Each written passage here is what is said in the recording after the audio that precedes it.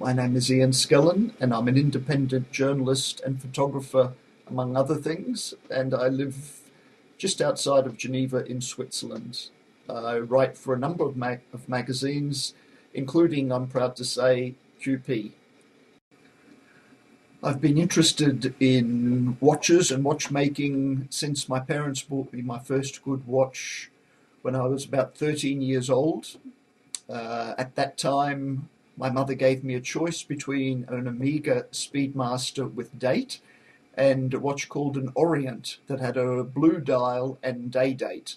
And I'd have to say at that time, the bright color and the extra complication won me over, and I chose the Orient. Over the last 6 to 7 years, my interest and focus on watchmaking has concentrated on niche brands and independent watchmakers. I find that's a lot easier to follow why the watch exists and what exactly has gone into creating the timepiece when there's only one or very few people involved in its development and construction. I was fortunate in having the opportunity to be able to visit SalonQP last year, the inaugural exhibition, and I thought both the standard of the brands exhibiting there and the public that was going to see them were both very, very high.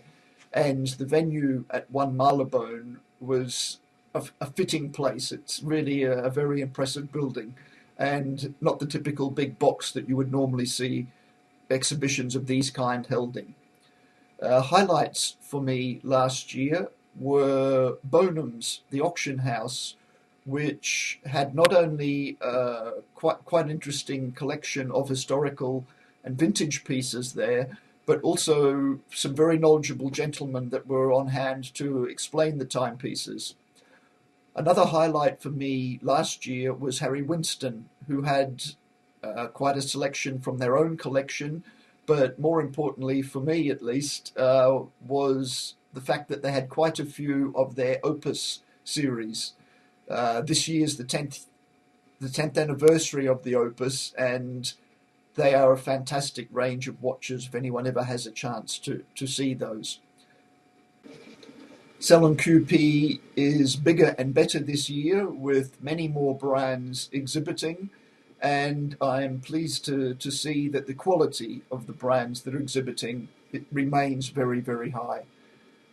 The highlight for me is sure to be being able to see, and if I'm lucky, have a close look at, maybe touch the timepiece that's a collaboration of Dr. George Daniels and Roger Smith. Dr. Daniels is considered by many to be one of the greatest living watchmakers, if not the greatest, and he is certainly the most influential, certainly as far as independent watchmaking is concerned. Dr. Daniels basically has taught the present generation of independent watchmakers that it is possible to make your own watch completely from start to finish. And in his books and his teachings, he has showed them how to do it. Roger Smith worked with George Daniels for many years, and he continues to live with and work in his own workshops on the Isle of Man, where George Daniels is. Roger has brought out his own line of watches, which are probably the finest modern British watches being manufactured, and Roger is a fantastic watchmaker in his own right. What Roger and George Daniels are doing, I expect to be fantastic. Other highlights that I'm looking forward to seeing at SalonQP this year are Jaeger-LeCoultre's Extreme 1, which was the first watch developed that does not require any lubricants, or certainly no oil-type lubricants. We also have Tag Heuer's Pendulum, which has done away with the normal escapement and uses magnets instead. Normally magnets are considered a terrible thing to have in a watch movement, but Tag has used those to its advantage. And we also have Cartier's concept watch, the ID1, all of those those three watches by themselves would be worth going to the exhibition alone. Goodbye from Switzerland, and I hope to see you soon at SalonQP in London.